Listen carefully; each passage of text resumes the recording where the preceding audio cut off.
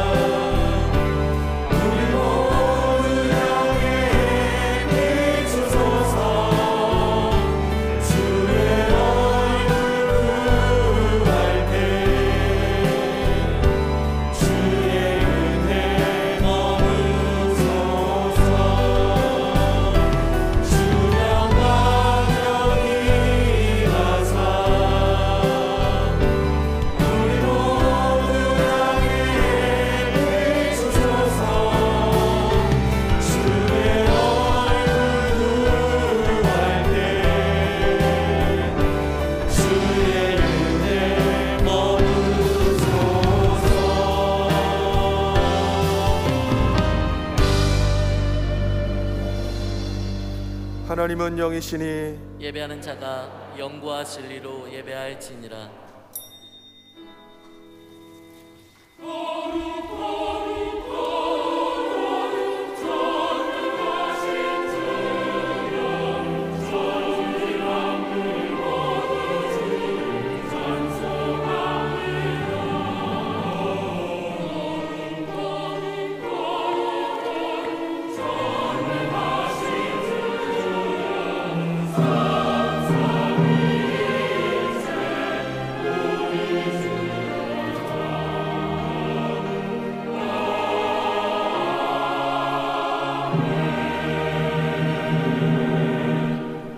주님, 이 시간 주의 백성들이 함께 모여 크신 사랑에 감사하며 찬양하며 보좌 앞에 나아가오니 우리 예배를 받아주시고 주의 은혜가 차고 넘치게 하시며 성삼위 하나님 영광 받아 주시옵소서.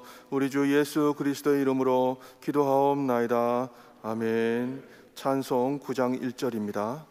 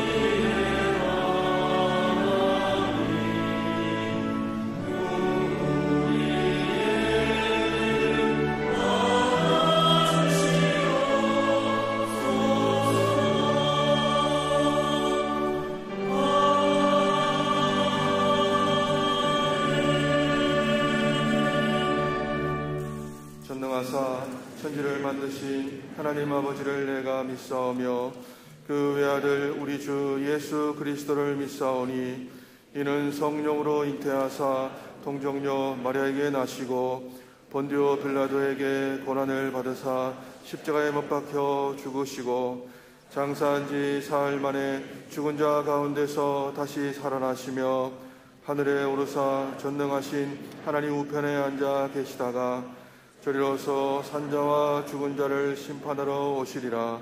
성령을 믿사오며 거룩한 공회와 성도가 서로 교통하는 것과 죄를 사하여 주시는 것과 몸이 다시 사는 것과 영원히 사는 것을 믿사옵나이다. 아멘. 이 시간 주 앞에서 자신을 살피며 먼저 우리의 죄를 고백합시다. 죄로 물든 우리의 몸과 마음을 하나님 앞에 내려놓고 회개하며 기도합시다. 기도하겠습니다.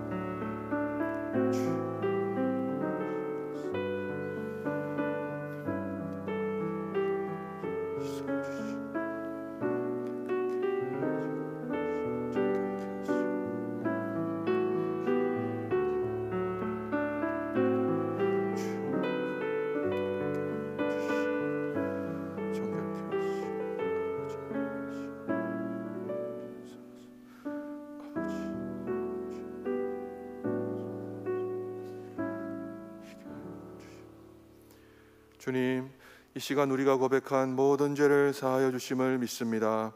예수님의 이름으로 기도드립니다. 아멘. 다 같이 성시교도 가시겠습니다.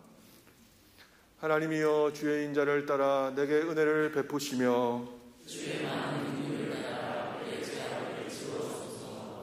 나의 죄악을 말갛게 씻으시며 나의 죄를 깨끗이 제하소서.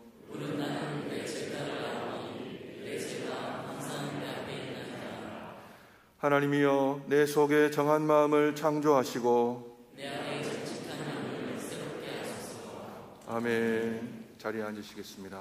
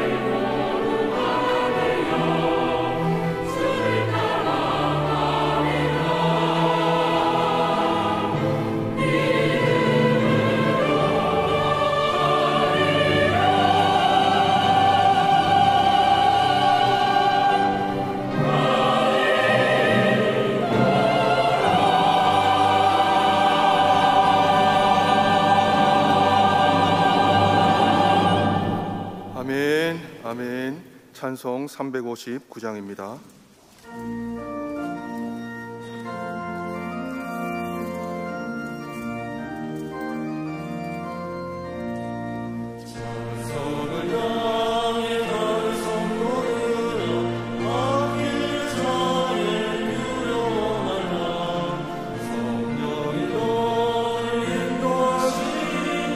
내 지체를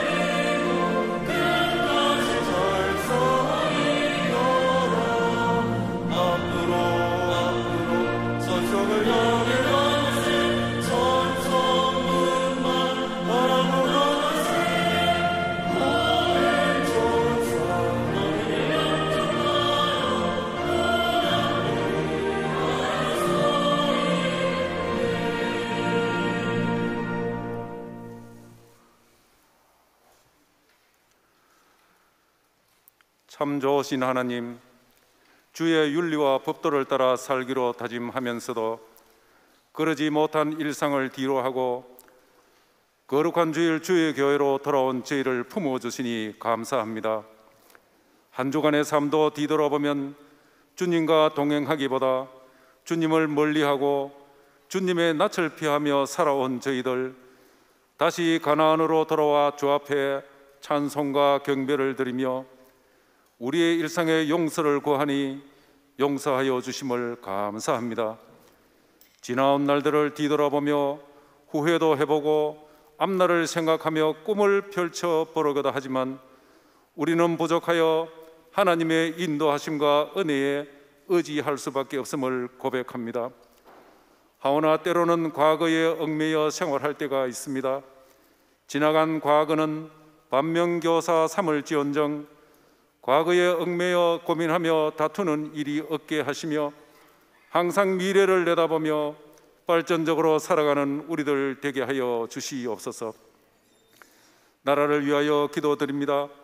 우선 정치인들의 마음속에 하나님의 존재를 깨닫게 하시고 개인의 욕심을 채웠다면 회개하게 하시고 선으로 이름 없이 빚도 없이 국민을 진심으로 위하는 선한 정치인들이 되게 하여 주시옵소서. 개개인의 생각이 다 다를진데 물리적인 행동이나 단체 행동으로 국정을 어지럽히지 않게 도와주시옵소서. 교회를 위하여 기도드립니다. 주일학교와 청년대학부 성년에 이르기까지 학업에 임하는 청소년들 지식에 지식과 지혜를 더하시어 장차 이 나라와 교회를 아름답게 이끌어 나가기를 간절히 빌고 원하옵나이다. 다가올 수능 인생의 전부는 아니지만 잘 준비하게 하시며 청년들에게 일자리를 허락하시고 결혼 정년기의 성도들 가정을 이루게 도와주시옵소서. 특히 연로하신 어른들 몸과 마음을 강건케 하시고 교회를 위하여 기도하시는 어르신들의 영성도 7배나 더하게 하여 주시옵소서. 또한 어려운 환경에 있는 성도, 병원에 있는 성도, 군 복무 중인 젊은이들, 또 자신을 내려놓고 교사로 찬양대로 각처의 봉사자들 위로하여 주시고 봉사로 인한 기쁨이 갑절이 되게 하시고 날마다 감사가 넘치게 하여 주시옵소서. 우리 이지원 목사님, 담임 목사님, 모든 성도와 함께 주님의 사업에 동력하게 됨을 감사드립니다. 낯설은 부분도 있겠지만 우리 모두 함께 하나님의 말씀 안에 서로 아우르며 미래의 부모교회로 성장해 나갈 수 있게 도와주시옵소서. 혹여나 성도 서로 간에 또는 교역자 간에 불편함이 있다면 서로 조금씩 양보하게 하시며 내 마음에 합한 것이 이 세상에 어디 있겠습니까? 조금씩 자기의 생각들을 내려놓을 수 있는 넓은 아량을 허락하여 주시옵소서.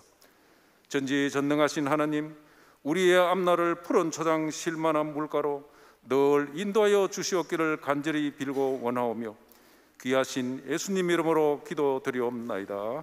아멘.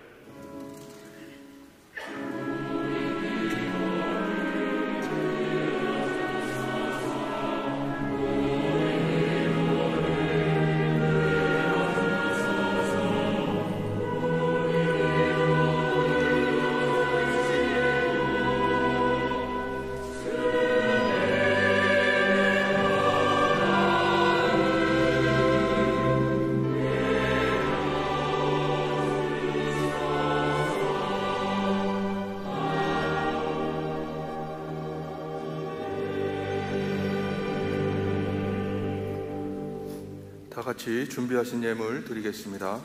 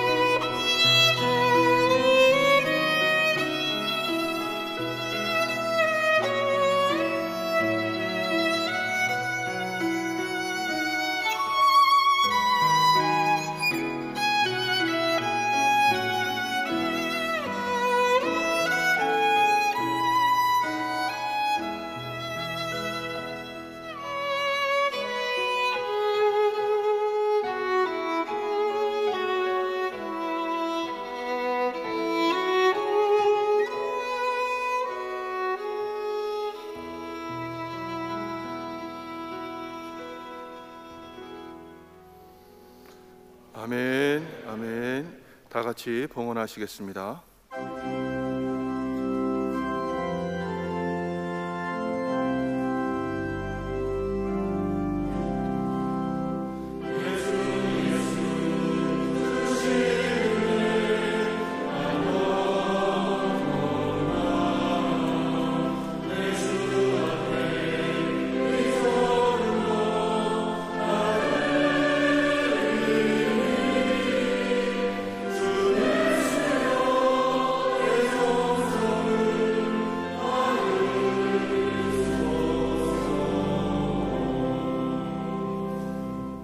자비로우신 하나님, 한 주간 은혜로 우리의 삶을 붙드시고 이곳으로 인도하셔서 주의 놀라운 사랑을 선포하고 또 주께 영광을 올려드리는 귀한 예배의 자리를 허락해 주심에 감사드립니다. 하나님, 우리 삶의 모든 것이, 우리 삶의 모든 계획도 걸음도 뜻도 주의 은혜 아니면 성립될 수 없음을 고백하오니 아버지, 우리의 믿음의 고백을 받아주시고 믿음대로 주께서 이끄시는 삶으로 살아드릴 수 있도록 축복하여 주시옵소서. 하나님, 우리 삶의 주인이 하나님이시다라는 믿음의 고백을 우리에게 있는 이 물질로 올려드립니다. 하나님, 하나님께서 이 돈이 쓰여지는 곳을 통해 하나님의 나라가 확장되게 하시고 아버지, 이웃을 사랑하는 일에 쓰이게 하시고 아버지, 정말 사람을 살리고 연약한 자의 눈물을 닦아주는 일에 아름답게 쓰임받는 돈이 될 수 있도록 축복하여 주시옵소서. 하나님, 때로는 물질의 문제로 남몰래 눈물을 흘리며 주께 드리고 싶으나 마음만을 가지고 나온 많은 성도님들 계십니다. 하나님께서 그들의 마음을 아시고 중심을 보시는 분이심을 믿사오니 기쁘게 받아주시고 이른 비와 늦은 비를 그들의 삶에 허락하셔서 언젠간 주의 은혜 가운데서 넉넉히 드리고도 남을 만큼의 풍성한 축복을 허락하여 주시옵소서. 아버지, 건강의 문제로, 관계의 문제로, 상황의 어려움으로 눈물 흘리며 신음하는 분들 계십니다.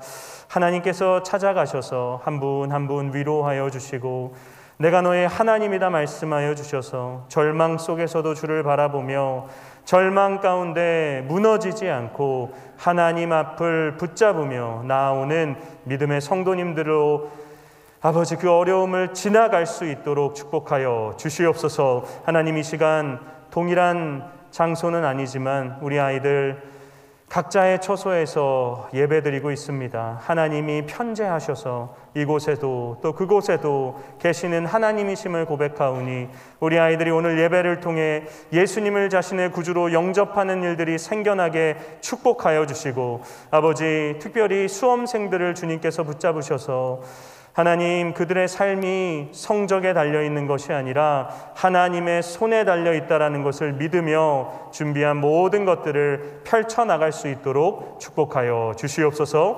감사하며 사랑이 많으신 예수님의 이름으로 기도드립니다. 아멘.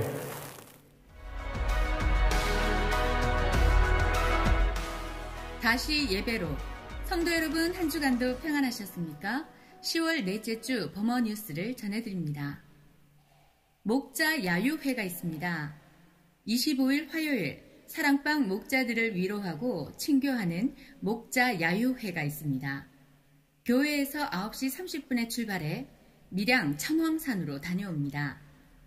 사랑방을 위해 수고하는 목자들의 헌신에 감사드리며 하나님께서 주시는 쉼과 회복이 있길 기도드립니다. 아울러 같은 날 리브가 야유회도 있습니다. 오전 9시에 어린이회관에서 출발하며 청송 주황산으로 다녀옵니다. 사랑의 교제를 나누는 시간 보내시길 바랍니다. 수성노회 주일학교 연합회 제24회 성경고사대회가 있습니다. 11월 12일 토요일 동성교회에서 대회가 진행됩니다. 유년부부터 고등부까지 주일학교 학생들과 장년부 성도님들이 참가할 수 있습니다. 오늘까지 참가 신청을 받고 있사오니 많은 참여 바랍니다. 자세한 내용은 교회 내 포스터를 참고해 주시고 주교위 총무 정기용 집사에게 문의해 주시기 바랍니다. 이상으로 10월 넷째 주 범어 뉴스를 마치겠습니다. 오늘 우리에게 주시는 하나님의 말씀은 창세기 13장 5절에서 13절 말씀입니다. 아브라함의 일행 롯도 양과 소와 장막이 있으므로 그 땅이 그들이 동거하기에 넉넉하지 못하였으니 이는 그들의 소유가 많아서 동거할 수 없었음이니라. 그러므로 아브라함의 가축의 목자와 롯의 가축의 목자가 서로 다투고 또 가나안 사람과 브리스 사람도 그 땅에 거주하였는지라. 아브라함이 롯에게 이르되 우리는 한 친족이라 나나 너나 내 목자나 내 목자나 서로 다투게 하지 말자. 내 앞에 온 땅이 있지 아니하냐. 나를 떠나가라. 내가 좌하면 나는 우하고 내가 우하면 나는 좌하리라. 이에 롯이 눈을 들어 요단 지역을 바라본즉 소할까지 온 땅에 물이 넉넉하니 여호와께서 소돔과 고모라를 멸하시기 전이었으므로 여호와의 동산 같고 애굽 땅과 같았더라. 그러므로 롯이 요단 온 지역을 택하고 동으로 옮기니 그들이 서로 떠난지라. 아브라함은 가나안 땅에 거주하였고 롯은 그 지역의 도시들에 머무르며 그 장막을 옮겨 소돔까지 이르렀더라. 소돔 사람은 여호와 앞에 악하며 큰 죄인이었더라. 아멘.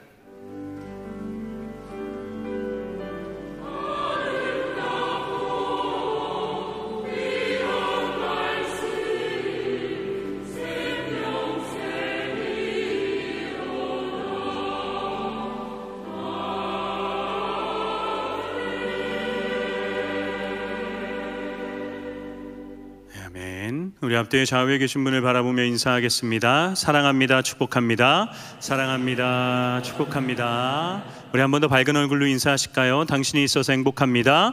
당신이 있어서 행복합니다. 여러분 진심이시죠? 네. 저희는 계속해서 이 아브라함의 이야기를 함께 살펴보고 있습니다. 지난주에는 갈 바를 알지 못하고 떠났던 아브라함이 하나님의 보이지 않는 인도하심에 따라 결국 가나안으로 향했고요.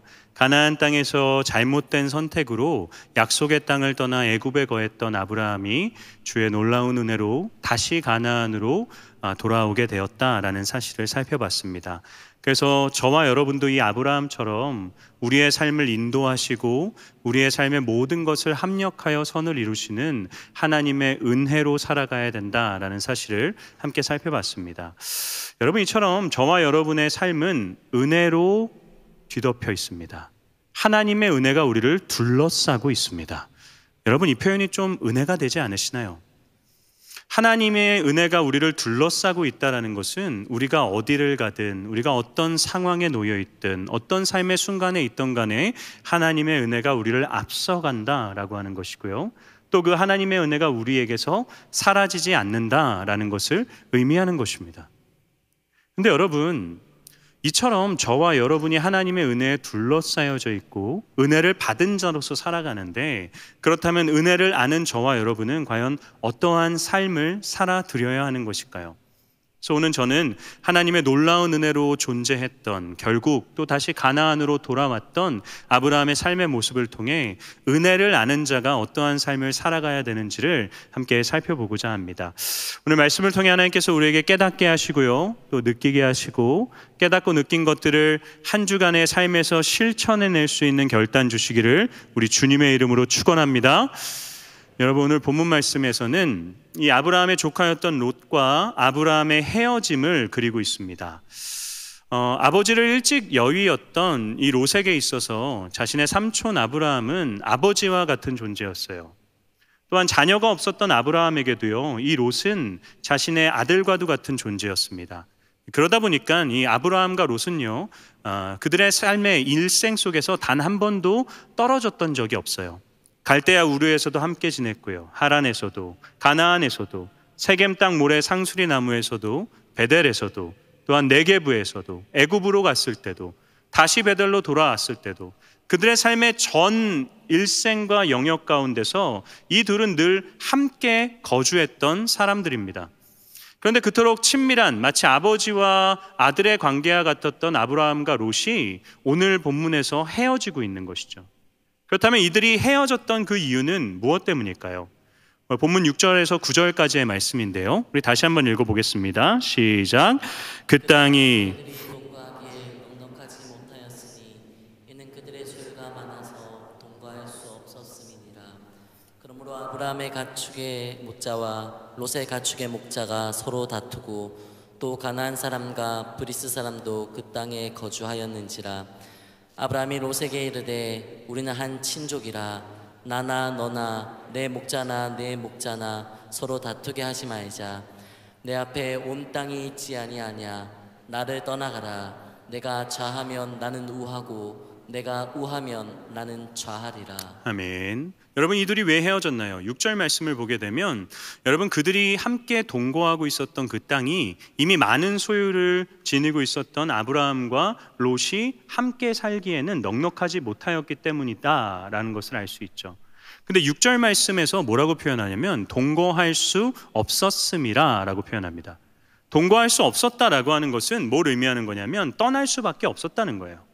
아브라함과 롯이 서로 양보하고 서로 배려하면 함께 살 수 있었다는 것이 아니라 그들의 그 많은 소유로 인해서, 땅의 문제로 인해서 그들이 함께 거하기 위해서는 떠날 수밖에 없었다는 거죠. 그렇기 때문에 중요한 질문은 이것입니다.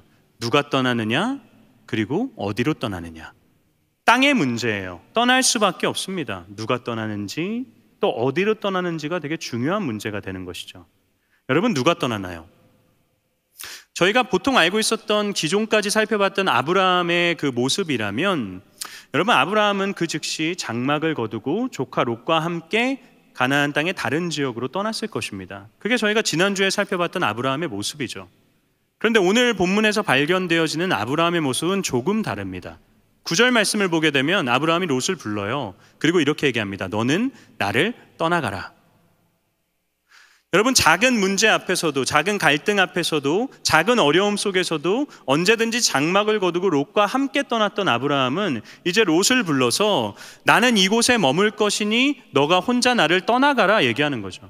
이 땅은 너와 내가 함께 거하기에 너무나도 작은 땅이기 때문에 떠나야 되는데 나는 이곳을 떠날 마음이 없으니 이제 네가 나를 떠나가라 얘기하는 것입니다.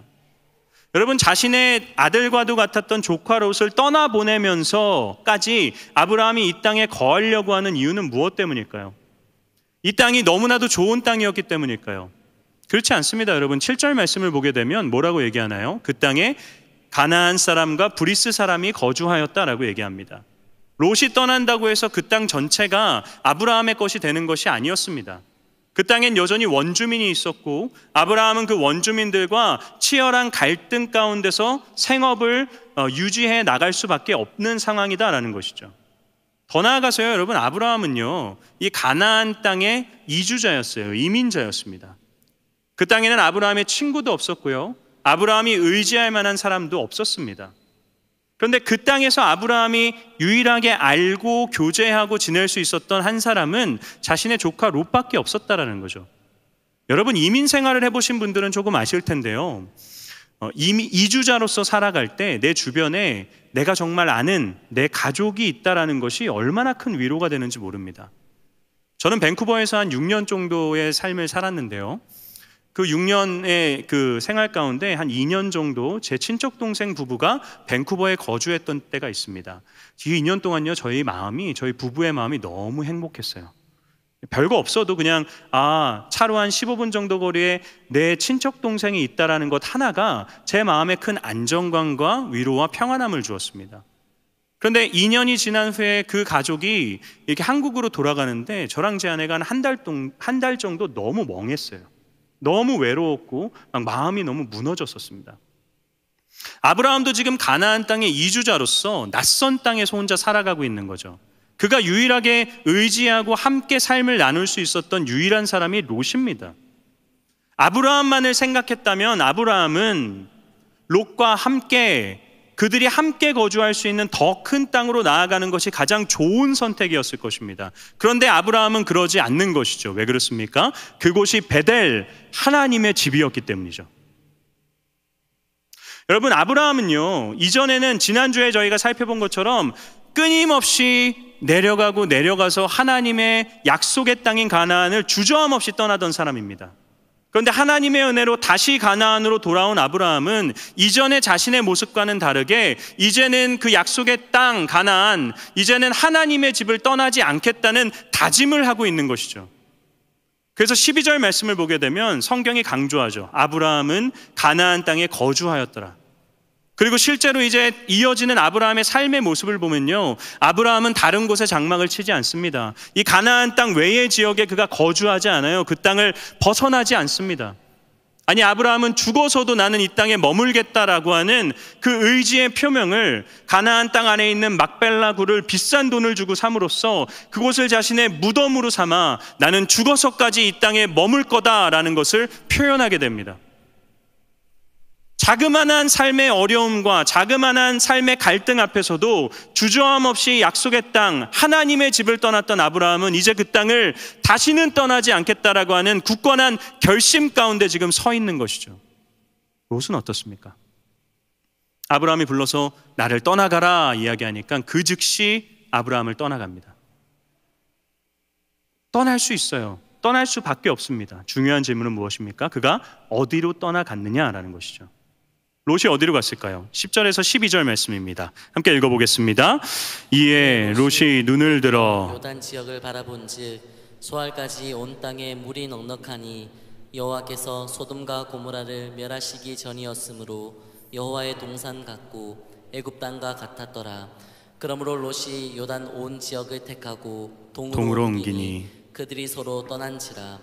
아브라함은 가나안 땅에 거주하였고 롯은 그 지역의 도시들에 머무르며 그 장막을 옮겨 소돔까지 이르렀더라. 아멘.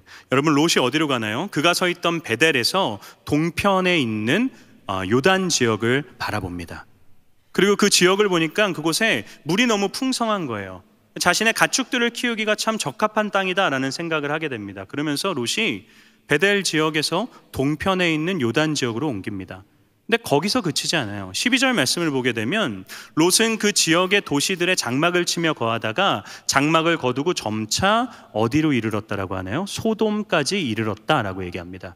소돔은 이 동편에 있었던 요단 남쪽, 남동쪽에 위치한 도시였습니다. 그리고 무엇보다 이 소돔이라고 하는 지역은 하나님이 허락하신 약속의 땅인 가나안에서 벗어난 도시였습니다.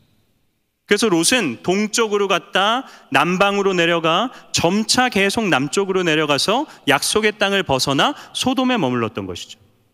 여러분, 이 롯의 이 여정이 여러분 익숙하지 않으십니까? 어디서 들어본 여정 아닌가요? 저희가 지난주에 살펴본 아브라함의 여정과 너무 동일하지 않습니까? 아브라함도 세겜 땅 모래 상수리 나무에 거하였으나 그가 어디로 떠나나요? 동편으로 떠납니다. 베델과 아이 사이, 더 나아가서 아이 쪽으로 동편으로 향합니다. 그리고 그곳에 멈추지 않죠. 장막을 거두고 다시 남방으로 향합니다. 네게브 지역으로 향해요. 남쪽으로 내려가다 어떻게 하나요? 남서쪽에 위치한 가나안 땅을 벗어나 애굽으로까지 향하게 되는 것이죠. 지금 롯의 여정은 아브라함의 여정과 너무나도 비슷한 것입니다. 롯이 그렇다면 왜 소돔이라고 하는 곳까지 아브라함처럼 가나안 땅을 벗어나서 다시 소돔으로까지 나아간 것일까요? 중요한 이유가 10절 말씀에 등장하는데요. 저희 10절을 읽어보겠습니다. 시작. 이에 롯이 눈을 들어 요단 지역을 바라본즉 소알까지 온 땅에 물이 넉넉하니 여호와께서 소돔과 고모라를 멸하시기 전이었으므로 여호와의 동산 같고 애굽 땅과 같았더라. 아멘. 여러분, 그 땅이 어떠했다라고 하나요? 여호와의 동산 같았다라고 합니다. 이건 여호와께서 축복하신 지역과 같았다라는 거예요. 그런데 또 한 가지 중요한 표현이 나오죠. 그 땅이 롯의 눈에는 애굽과 같았다라고 합니다. 롯은 어떤 사람입니까? 롯은 애굽을 경험했던 사람이에요. 아브라함과 함께 그 애굽 땅의 풍요로움을 경험했고요, 애굽 땅의 편안함과 안락함을 경험했고, 애굽 땅의 그 즐거움과 쾌락을 경험했던 사람입니다. 그런데 그가 요단 동편에서 남방으로 점차 내려가면서 소돔 땅을 보니까 그 땅이 내가 경험했던 애굽 땅과 같았다라는 거죠. 그래서 애굽 땅과 같았기 때문에 소돔으로 향했다라는 것입니다. 뭘 알 수 있나요? 롯의 마음엔 여전히 애굽이 있었다는 것입니다. 롯은 애굽을 그리워했어요. 롯은 하나님의 놀라운 은혜로 다시 가나안으로 돌아오게 되었습니다. 구원의 여정길 위에 오르게 됐어요. 그런데 롯의 마음속에는 여전히 세상이었던 애굽이 존재하고 있었다라는 것이죠.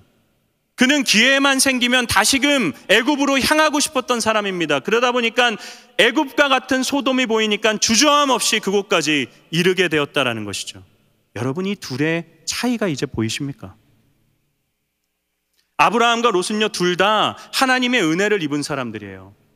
둘 다 하나님의 놀라운, 포기하지 않으시는 놀라운 사랑을 받은 자들입니다. 잘못된 선택으로 애굽으로 갔으나 망하지 않습니다. 멸망하지 않습니다. 합력하여 선을 이루시는 하나님의 은혜로 다시 가나안으로 나와 다시 베델이라고 하는 하나님의 집 아래 거하던 사람들입니다. 그런데 아브라함은 어떻습니까? 떠날 수 있는 상황이 주어졌음에도 불구하고 그는 떠나지 않아요. 나는 베델에 하나님의 집에 거하겠다라는 것을 이야기하고요. 롯은 어떻습니까? 기회가 주어지니까 그 즉시 애굽으로, 마음에 품었던 애굽과 같은 소돔 땅으로 주저함 없이 떠나는 것이죠. 저는 은혜를 받은 사람들의 극명한 두 가지의 모습을 아브라함과 롯이 잘 보여주고 있다고 생각합니다. 사랑하는 성도 여러분, 우리는 아브라함의 길 위에 서 있습니까? 롯의 길 위에 서 있습니까? 저와 여러분도 아브라함과 롯과 같은 은혜를 받은 자들 아닌가요? 하나님께서 우리를 포기하지 않으십니다. 우리가 잘못된 선택을 내려요. 우리가 알까를 알지 못하고 다른 곳으로 막 향합니다. 그래도 하나님은요, 우리를 포기하지 않으시고 결국 또 다시 가나안이라고 하는 약속 위에 우리를 세워주십니다. 예수 그리스도를 믿는 믿음 안에서 하나님의 사랑으로부터 우리를 끊어낼 것은 아무것도 없습니다. 우리가 어떠한 잘못된 선택을 해도요, 하나님이 우리를 버리지 않으세요. 넌 이제 죄인이야. 너 어떻게 그런 죄를 지었어? 난 너를 몰라 하지 않으십니다. 그분은 우리를 붙잡으세요. 구원에 탈락시키지 않으세요. 그분은 우리를 끝까지 약속 위에 세워주십니다.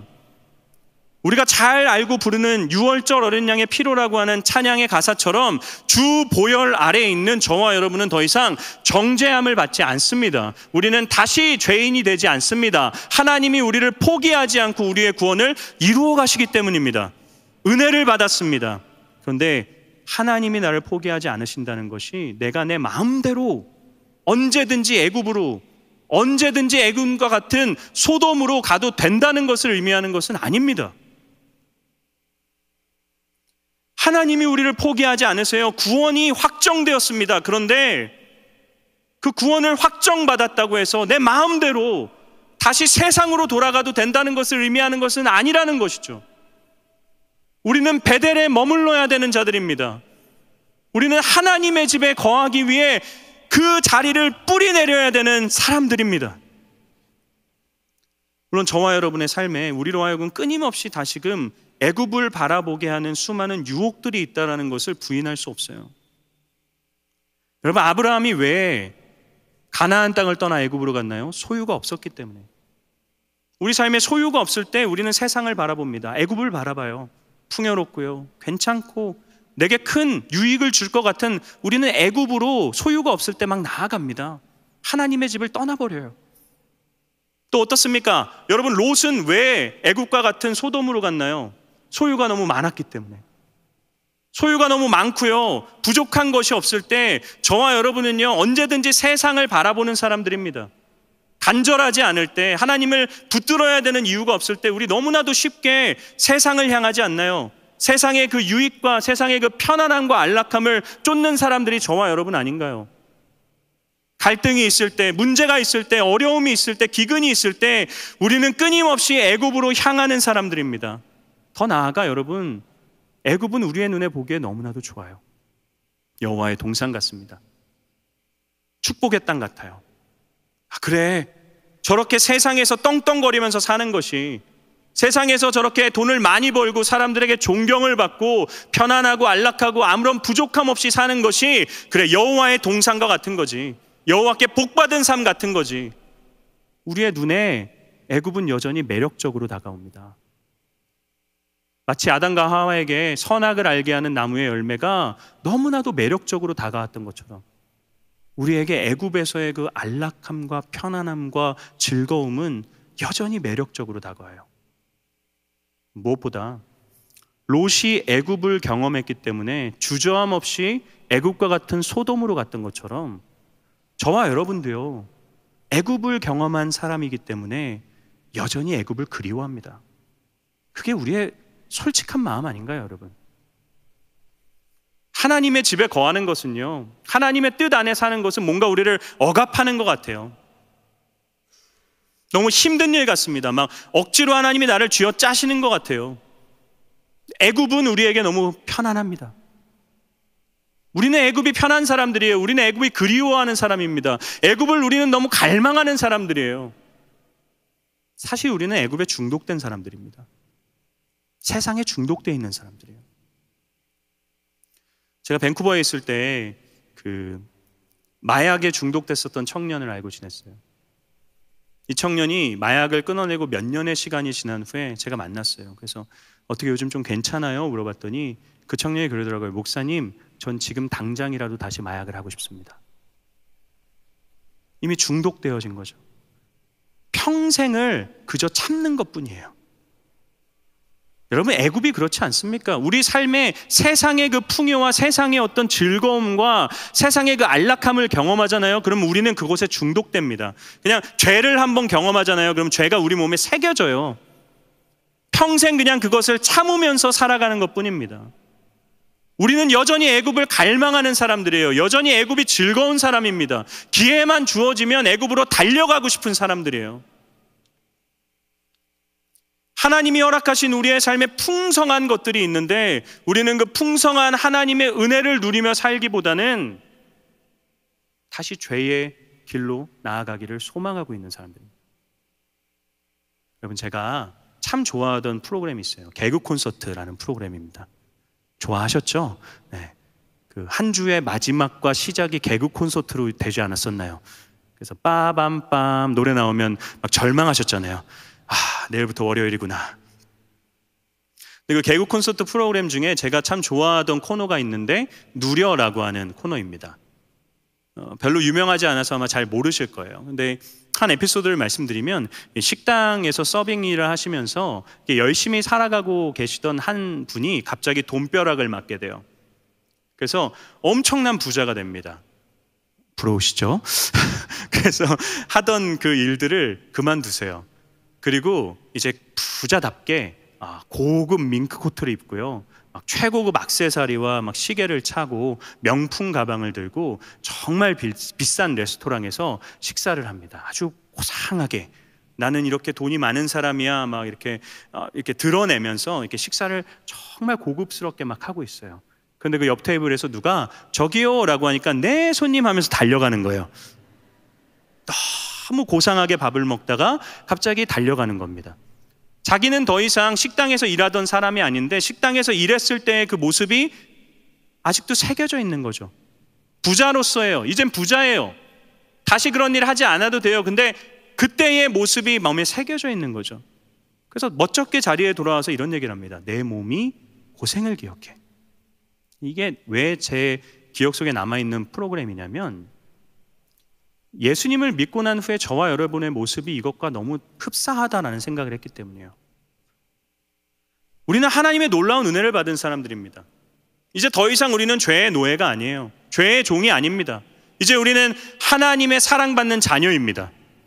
우리는 영적으로 파산한 사람들이 아닙니다. 우리는 하나님의 나라를 상속받은 자들입니다. 놀라운 특권의, 놀라운 신분의 변화를 이룬 자들이에요. 그런데 우리가 정말 그 놀라운 신분에 합당한 삶을 누리며 살고 있나요? 그렇지 않죠. 우리의 몸이 여전히 죄를 기억합니다. 우리의 몸이 여전히 애굽을 기억해요. 사실 저와 여러분은요, 롯처럼 기회만 주어지면 애굽으로 달려가고 싶은 마음이 한가득 있는 사람들입니다. 그럼에도 불구하고 우리는 베델 하나님의 집에 머물러야만 합니다. 은혜를 아는 자로 사는 것, 약속에 거하는 삶이 하나님의 집 베델에 머무는 삶인 것입니다. 어떻게 가능할까요? 오늘 본문을 통해 한 가지 방법을 살펴보길 원합니다. 우리 14절에서 17절 말씀인데요. 함께 읽어보겠습니다. 시작. 롯이 아브라함을 떠난 후에 여호와께서 아브라함에게 이르시되 너는 눈을 들어 너 있는 곳에서 북쪽과 남쪽 그리고 동쪽과 서쪽을 바라보라. 보이는 땅을 내가 너와 내 자손에게 주리니 영원히 이르리라. 내가 내 자손이 땅의 티끌 같게 사람이 땅의 티끌을 능히 셀 수 있을진데 내 자손도 세리라. 너는 일어나 그 땅을 종과 횡으로 두루 다녀보라. 내가 그것을 내게 주리라. 아멘. 여러분이 아브라함을 향한 하나님의 약속에서 저희가 기억해야 되는 것은 두 가지의 명령입니다. 너는 이라는 두 가지의 명령이에요. 하나님이 아브라함에게 두 가지를 명령하십니다. 성경책을 갖고 계시면 밑줄을 쳐보시는 것도 좋을 것 같아요. 14절을 보게 되면요, 하나님이 이런 명령을 내리십니다. 너는 눈을 들어 보라 명령하세요. 너는 눈을 들어 보라. 그리고 17절 말씀을 보게 되면요, 두 번째 약속을 주시는데요, 이렇게 말씀하십니다. 너는 일어나 다녀보라. 너는 눈을 들어 보라. 너는 일어나 다녀보라. 이게 두 가지의 명령입니다. 여러분, 이 두 가지의 명령이 왜 중요한지 아십니까? 이 두 가지의 명령이야말로 아브라함과 롯의 인생의 차이를 결정짓는 명령이기 때문이에요. 여러분, 10절 말씀을 보게 되면요, 롯이 눈을 들어 봅니다. 하나님이 그에게 눈을 들어 보라고 하지 않으셨어요. 근데 롯이 그냥 눈을 들어 봅니다. 자기가 보고 싶은 것을 봐요. 그곳이 어디였습니까? 애국과 같은 소돔입니다. 그리고 11절과 12절 말씀을 보게 되면 롯은 그 자리를 박차고 일어나서요, 자기가 봤던 그 지역을 두루 다녀보게 됩니다. 여러분, 아브라함은 어떻습니까? 롯은 자신이 원했던 곳을 눈을 들어 바라봐요. 그런데 아브라함은 하나님이 눈을 들어 바라보라 라고 한 곳을 바라봅니다. 롯은 자기가 원하던 곳을 일어나 다녀봅니다. 그런데 아브라함은요, 하나님이 일어나 다녀보라 라고 한 땅을 일어나 다녀봅니다. 이 둘이 어마어마한 차이가 있는 것이죠. 이 둘의 차이가 어디로부터 비롯된 것입니까? 삶의 주도권이 누구에게 있느냐에 따라서 결정나는 거예요. 롯의 삶의 주도권은 누구에게 있었습니까? 자기 자신에게 있었어요. 롯은 자기 주도적인 삶을 살았던 사람입니다. 아브라함의 삶의 주도권은 누구에게 있었습니까? 하나님께 있었습니다. 그는 하나님 주도적인 삶을 살아갔던 사람입니다. 아브라함은요, 약속의 땅에 거했어요. 하나님이 그에게 나타나서 눈을 들어 보라 하기 전까지 그 땅에 머물렀습니다. 하나님이 나타나셔서 너는 일어나 두루 다녀보라 라고 할 때까지 그 땅에 그냥 머물렀어요. 하나님에게 완전하게 통제받은 삶을 아브라함은 살았다는 것이죠. 여러분, 제가 원로 목사님을 통해서 받은 참 많은 신앙의 원리들이 있습니다. 제 사역에, 또 제 삶에, 신앙인으로서의 제 삶에 참 큰 유익을 줘요. 그 중에 원로 목사님의 들은 말씀 중에 제 마음에 품고 있는 게 하나 있는데, 그게 뭐냐면, 목사님이 본인의 28년의 목회를 정리하시면서 이런 말씀을 하시더라고요. 내 목회는 수동태였다. 수동태였다. 나는 한 번도 내가 원하는 것을 쟁취하겠다, 내가 계획을 세우고 막 이거를 하자라고 달려들지 않았다. 하나님이 길을 여실 때 그때까지 잠잠했고, 하나님이 길을 여시면 그 길을 따라갔다. 수동태의 삶인 것이죠. 그리고 그 수동태의 삶이 오늘 본문에서 발견되어지는 아브라함의 모습이다라는 생각을 합니다. 아브라함은요, 능동적으로 뭔가를 하지 않아요. 그냥 그 땅에 머물 뿐입니다. 하나님이 보라고 할 때에나 보고, 하나님이 가라고 할 때에나 가는 것입니다. 사랑하는 성도 여러분, 저와 여러분 역시도 수동태의 삶을 살아야 되죠.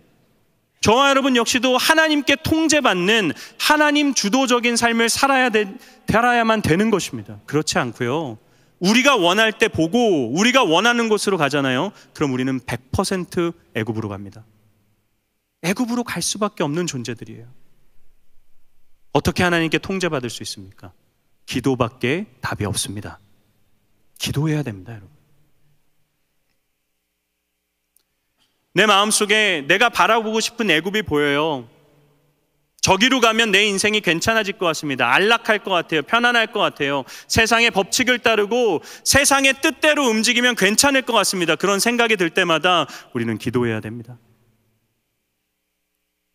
기도할 때 여러분, 우리는 하나님께 통제받는 삶을 살 수 있어요. 왜 그렇습니까? 기도가 원래 그런 겁니다. 여러분, 기도는요, 저와 여러분이 원하는 것을 하나님께로부터 얻어내기 위한 주술행위가 아닙니다. 하나님, 내가 이걸 원하고요, 이 길이 맞고요, 이렇게 하셔야 되고, 다 결론을 지어놓고 하나님, 그러니까 이제 이렇게 움직이셔야 돼요, 하나님을 설득하는 시간이 아닙니다. 기도는요, 하나님께 설득당하는 시간이에요. 하나님, 뭘 원하십니까? 하나님, 내 상황이 이렇습니다. 하나님, 내가 이런 문제 가운데 있습니다. 하나님, 내 생각엔 이게 맞는데 이게 진짜 하나님의 뜻입니까를 여쭙는 시간이 기도의 시간입니다. 그래서 예수님이 기도를 정리하시면서 이렇게 말씀하시죠. 기도의 핵심이 무엇이라고 말씀하시나요? 아버지의 뜻이 하늘에서 이루어진 것 같이 땅에서도 이루어지이다. 너희는 먼저 그의 나라와 그의 뜻을 구하라. 그게 예수님이 결론 내리신 기도입니다. 기도는 하나님의 뜻이 무엇인지를 구하는 시간이에요. 하나님, 무엇을 원하십니까? 내 생각엔 이게 맞는 것 같은데 이게 진짜 하나님의 뜻이 맞습니까? 내가 이곳으로 가는 것이 옳습니까? 하나님의 나를 향한 계획은 어디에 있습니까? 무엇이 하나님을 사랑하고 이웃을 사랑하는 결정입니까? 우리는 기도해야만 합니다. 그리고 우리가 기도할 때에만 뭐가 이루어지나요? 순종이 이루어집니다. 기도하지 않으면요, 저와 여러분은요, 늘 애굽을 향해요. 늘 애굽을 바라봅니다. 애굽으로 갈 수밖에 없는 여러 가지 정당화들을 만들어내요. 그런데 여러분, 우리가 기도할 때 내 뜻을 내려놓고 하나님의 뜻을 우리가 구하며 나아갈 때 비로소 저와 여러분의 삶에 순종이 생기게 됩니다. 하나님의 뜻을 구하고자 하는, 하나님의 뜻에 나를 맞추고자 하는 결정들이 생겨나게 된다는 것이죠. 여러분, 예수님은요, 완벽하게 수동태의 삶을 사신 분이세요. 이 땅에 오셔서 예수님은요, 본인이 보고 싶은 것을 보지 않으셨습니다. 하나님이 바라보게 하신 세상의 악한 것들을 바라보셨어요. 예수님은 이 땅에서 본인이 원하는 곳으로 가지 않으셨습니다. 예수님은 하나님께서 원하셨던 십자가를 향해 뚜벅뚜벅 걸어가신 분이십니다. 예수님은 완전한 수동태의 삶을 복종하는 삶을 사셨습니다. 어떻게 가능했나요? 그분은 늘 기도하셨습니다. 늘 기도하셨어요. 사랑하는 성도 여러분, 저와 여러분이 기도하지 않잖아요? 그럼 우린 불안해요. 늘 불안합니다. 우리 삶에 기근과 같은 문제가 찾아오고 갈등이 찾아오고 소유가 많아서 소유가 적어서 여러 가지 문제들로 우리가 갈등할 때마다 우리가 멈춰서 기도하지 않으면요, 우리는 결국 애굽으로 다시 롯처럼 돌아갈 수밖에 없습니다. 그래서 여러분, 기도하시고 기도의 자리인 예배의 자리로 나아오셔야만 합니다. 여러분에게 이런 권면을 드리고 싶어요. 여러분, 금요 기도회에 참여하십시오. 한 주에 한 번 내가 하나님 앞에 나와서 주의 이름을 부르짖으면서 내 삶을 향한 하나님의 뜻을 구하는 그 시간을 여러분 포기하지 마십시오. 한 주에 한 번 나와서 우리가 하나님 앞에 무릎 꿇고 부르짖으며 1시간 동안 기도하지 못한다면 우리의 삶이 어떻게 하나님의 뜻 아래 있을 수 있겠습니까? 여러분, 18절 말씀을 보게 되면요, 아브라함이 헤브론 땅으로 옮겨요. 그가 헤브론 땅으로 옮겼던 이유는 하나님이 그에게 동서남북 보는 모든 땅을 주시겠다 약속하셨기 때문이에요. 아, 베델만이 하나님이 내게 허락하시는 땅이 아니구나. 동서남북 내 눈에 보이는 모든 곳을 하나님이 허락하시겠다 약속하셨구나. 그래서 헤브론으로 옮겨요. 헤브론으로 옮겨서 여러분, 아브라함이 무엇을 하나요? 제단을 쌓고 여호와께 예배를 드립니다. 아브라함이 예배를 드릴 때 무엇을 기억했을까요? 무엇을 하나님 앞에 고백했을까요? 하나님이 지금 자신에게 허락해 주신 약속을 확인했을 것입니다. 여러분, 아브라함은요, 약속을 받은 사람이에요. 땅과 자손의 놀라운 약속을 받은 사람인데 그의 삶에 이루어진 약속은 하나도 없습니다. 땅 한 평도 그의 땅이 아니에요. 자손은 없습니다. 약속만 있을 뿐입니다. 아브라함의 마음에 불안함이 있지 않았을까요? 아브라함의 마음에 두려움이 있었을 것입니다. 애굽으로 나아가서 소돔으로 가서 풍요로운 땅에 거하고 싶은 마음이 그에게 있었을 거예요. 근데 그때마다 그는 예배합니다. 약속을 재확인받습니다. 그래, 하나님이 내게 이런 약속을 주셨지. 그분 앞으로 나아갑니다. 여러분, 예배가 약속을 재확인받는 시간 아닌가요? 여러분, 이 예배의 자리에 왜 나오셨습니까? 저는 저와 여러분이 예배의 자리에 나와서요, 도덕적인 삶이 어떤 것인지를 깨닫고 돌아가지 않기를 원합니다. 여러분, 우리는요, 이곳에 수행하기 위해서 나온 것이 아니에요. 좀 더 나은 사람이 되기 위해서, 좀 더 도덕적인 삶이 이런 거다라는 것을 알기 위해서 나온 자들이 아닙니다. 우리는 우리와 함께 하시고 우리의 삶을 포기하지 않으시고 이끄시겠다는 하나님의 약속을 재확인받기 위해 이 자리에 나와 있는 것입니다. 한 주간 우리가 살면서 너무 애굽에 노출되어 있어요. 우리의 시선이 거기로만 향해 있으니까 다시 여기에 나와서 제단을 쌓고 하나님 앞에 기도하며 내가 있어야 되는 자리가 어디인지를 확인받고 또 확인받는 시간 아닙니까? 사랑하는 성도 여러분, 이제 우리는 일상의 자리로 나아갑니다. 그 일상의 자리에서요, 여전히 우리의 눈에 애굽이 있을 거예요. 여전히 우리의 발은 애굽이 더 익숙하고 애굽으로 향해 있을 것입니다. 그러나 그곳에서 여러분, 수동태의 삶, 하나님 주도적인 삶, 기도와 순종으로만 가능한 그 삶을 추구하며 하루하루 뚜벅뚜벅 내게 주어진 그 가나안 땅에 거하기 위해 몸부림칠 수 있는 저와 여러분 될 수 있기를 우리 주님의 이름으로 축원합니다. 말씀을 마무리하며 예배당을 떠나는 여러분에게 두 가지를 좀 드리고 싶어요. 저를 한번 따라해 보시겠습니까? 첫 번째는 수동태, 두 번째는 하나님 주도적인 삶. 하나님 주도적인 삶. 여러분, 이 두 가지를 마음에 새기십시오. 내 인생은 수동태의 삶이 되어야 된다.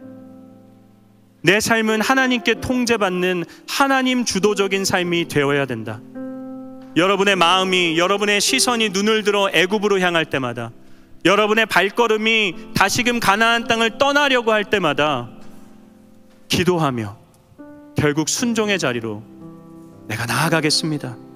시간 우리 함께 자리에서 일어나실까요? 네, 그런 삶을 한 주간 살길 원합니다. 결단하며 주님 말씀하시며 함께 찬양합니다. 주님 말씀하시며 내가 나아가리나 주님 뜻이 아니면 내가 멈춰서리나 나의 가고 서는 것 주님 뜻에 있으니 오 주님. 여러분, 믿음으로 고백합시다. 주님 말씀하시면 내가 나아가리다. 주님 말씀하시면 내가 나아가리다. 주님 뜻이 아니면 내가 멈춰서리다. 나의 가고 서는 것 주님 뜻에 있으니 오 주님 나를 이끌. 우리의 한 주의 삶이 그런 삶이 되기를 원합니다. 뜻하신 그곳에 나 있길 원합니다. 이끄시는 대로 순종하며 연약한 내 영혼 통해 일하소서. 통하여 일하소서. 주님 나라와 그 뜻을 뜻하신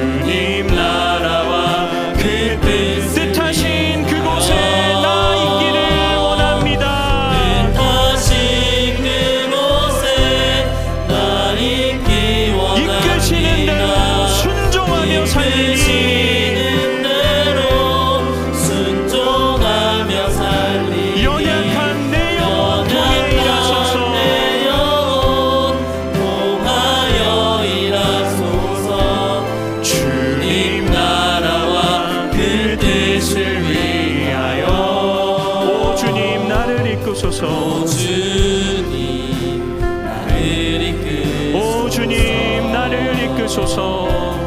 오 주님 나를 이끄소서. 오 주님 나를 이끄소서. 오 주님 나를 이끄소서. 말씀을 기억하며 함께 기도하길 원합니다. 하나님, 우리는 은혜로 다시 가나안으로 하나님의 집으로 돌아온 자들인데 우리의 마음에 여전히 애굽이 있습니다.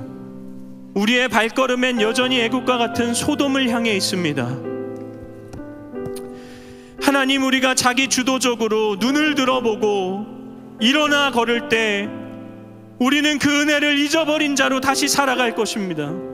주여, 우리에게 수동태의 삶을 허락하여 주시옵소서. 하나님 주도적인 삶을 허락하여 주시옵소서. 우리의 마음이 다시 애굽으로 향할 때마다 주 뜻 앞에 엎드려 기도하게 하시고 말씀하시는 하나님의 뜻을 깨닫고 순종하는 자리로 나아갈 수 있도록 축복하여 주시옵소서. 말씀을 기억하며 결단하며 주의 이름 크게 부르짖으며 기도합니다. 주여, 다시 그곳에 하나님, 우리의 삶을 아버지 다시금 가나안으로 인도해 주심에 감사드립니다. 그러나 주님, 우리는 너무나도 연약해서 다시금 애굽을 향하고 다시금 애굽만을 바라보고 있음을 부인할 수가 없습니다. 한 주간 우리의 삶에 우리를 유혹하는 수많은 애굽들이 있는데 아버지, 그 속에서 내 시선을 지키시고 내 거룩을 지키셔서 하나님의 집 베델에 거할 수 있는 자가 되게 하여 주시옵소서. 아버지, 엎드려 기도할 때마다 하나님의 뜻을 발견하게 하시고 엎드려 부르짖을 때마다 순종의 자리로 우리의 삶을 인도하여 주시옵소서. 그래서 하나님, 우리의 몸부림이 베델로 우리의 삶을 고정시킬 수 있는 은혜를 허락하여 주시옵소서. 아버지, 이끌어 주시옵소서.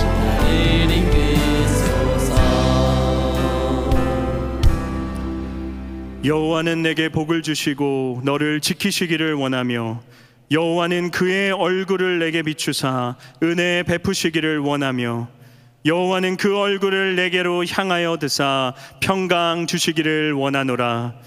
이제는 우리 주 예수 그리스도의 은혜와 하나님 아버지의 한량 없으신 사랑과 성령님의 위로 인도 교통하심이 우리의 삶을 다시금 가나안으로 인도하시는 하나님의 은혜 가운데서 수동태로 하나님 주도적인 삶으로 기도와 순종으로 살아가기로 결정하며 이 자리를 떠나는 사랑하는 성도님들의 머리 위에, 그들의 시작되는 한 주간의 삶 위에 이제로부터 영원까지 함께 있을지어다.